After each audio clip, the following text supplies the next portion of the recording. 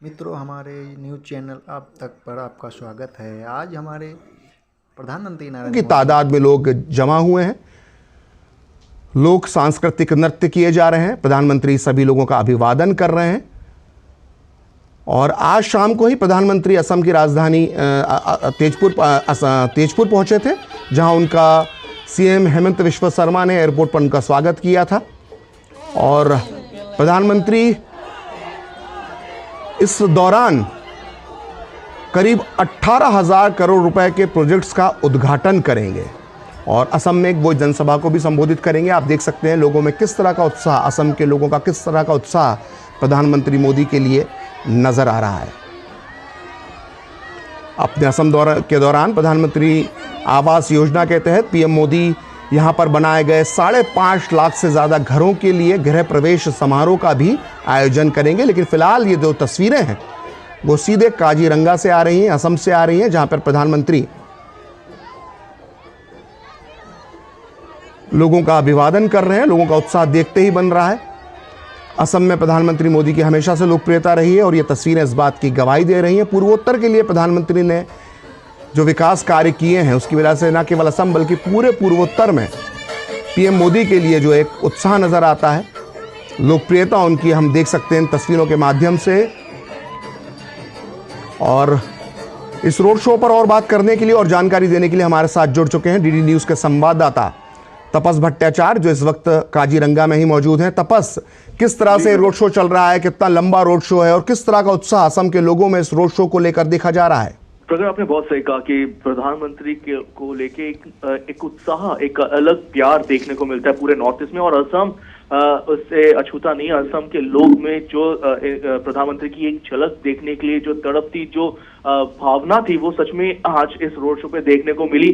जहां जो काजीरंगा का जहाँ पे हेलीपैड था, वहां से लेके जहां प्रधानमंत्री आए, वो करीब करीब 12 किलोमीटर से ज्यादा का रास्ता था। और वो रास्ता मैं आपको बताना चाहूंगा, कोने कोने पे लोग खड़े थे प्रधानमंत्री की एक झलक पाने के लिए। उसका एक रीजन बता रहा हूँ, क्योंकि पहली बार काजीरंगा नेशनल पार्क में प्रधानमंत्री, कोई भी प्रधानमंत्री आ रहे हैं। और प्रधानमंत्री जो पिछले कुछ सालों से हम देख पा रहे हैं कि भारत में टूरिज्म को बढ़ावा देने की बार बार बात कर रहे हैं। और उसी पे ये काजीरंगा में आए हैं प्रधानमंत्री, वो उसका एक जीता जागता उदाहरण है।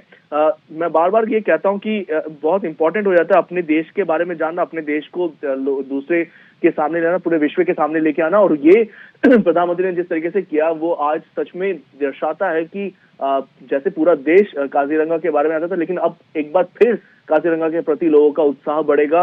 लोग देखना चाहेंगे, जानना चाहेंगे उसके बारे में। और काजीरंगा में जो कुछ लोग थे, वो घर से बाहर निकल के आए।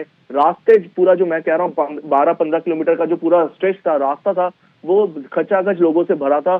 सिर्फ और सिर्फ एक दीदार के लिए, एक बार देखने के लिए प्रधानमंत्री को वो खड़े हुए थे। और प्रधानमंत्री सबसे मिलके जा रहे थे। अब वो भी एक अपने आप में बहुत बड़ी बात है कि एक ऐसा नेता जो सबका है, सबके साथ रहे, सबका विकास करने की बात करता है हमेशा। तापस, अभी हमारे साथ राजनीतिक विश्लेषक अवधेश कुमार जी भी हमारे साथ मौजूद हैं। अवधेश जी, जो एनडीए बार बार कह रहा है, एनडीए दावा किया जा रहा है कि 400 के पार एनडीए जाएगा और उसमें नॉर्थ ईस्ट की एक बहुत बड़ी भूमिका हो सकती है। और हम देख रहे हैं तस्वीरें सीधे असम से आ रही हैं।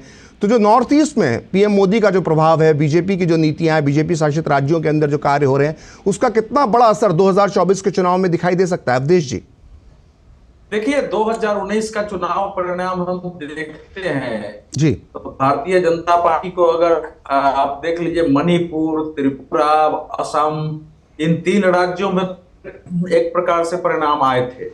जी। तो पूर्वोत्तर में भारतीय जनता पार्टी इस समय कांग्रेस की जगह लेकर सबसे बड़ी पार्टी, सबसे शक्तिशाली बन चुकी है। 3 राज्यों में उसकी अपनी सरकारें हैं, बाकी नागालैंड में, मेघालय में, इन 2 जगहों पर उसके समर्थन की सरकार है। तो इस समय नरेंद्र मोदी का पूर्वोत्तर में जाना, दक्षिण के साथ साथ पूर्वोत्तर में जाना, उसको कंसोलिडेट करने की बात है कि अब उसको कंसोलिडेट करके 25 में से कम 23-24 सीटें भाजपा कैसे जीत सकती है।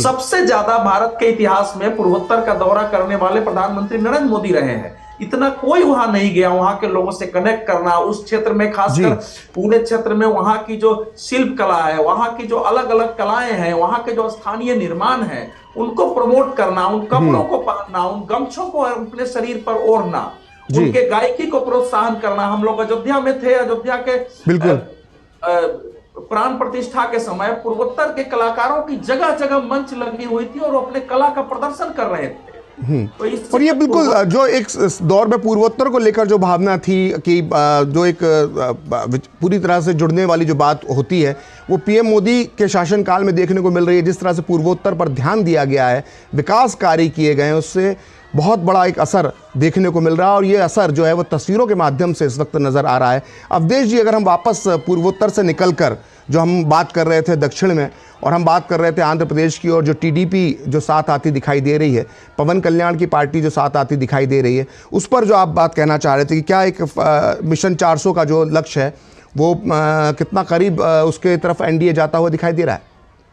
देखिए, चंद्रबाबू नायडू एक वर्ष से लगातार कोशिश कर रहे थे कि भारतीय जनता पार्टी के साथ हमारा गठबंधन हो जाए। इस बार यह है कि भाजपा को भी आवश्यकता थी, लेकिन भाजपा उनके पास नहीं जा रही थी। उनको आवश्यकता थी, उनका मालूम था कि उनकी राजनीति खत्म हो रही है। अगर भारतीय जनता पार्टी और नरेंद्र मोदी का नाम हो जाए तो भले बीजेपी के यहाँ वोट कम है, लेकिन नरेंद्र मोदी के वोट से हमारे वोट बढ़ते हैं, वो ऐड हो जाता है और उससे हम फिर से हो सकता है कि लोकसभा चुनाव के बाद राज्य में भी सामने आए। इस तरह वीडियो अच्छा लगा हो तो चैनल को सब्सक्राइब करके और वीडियो को लाइक कर दें।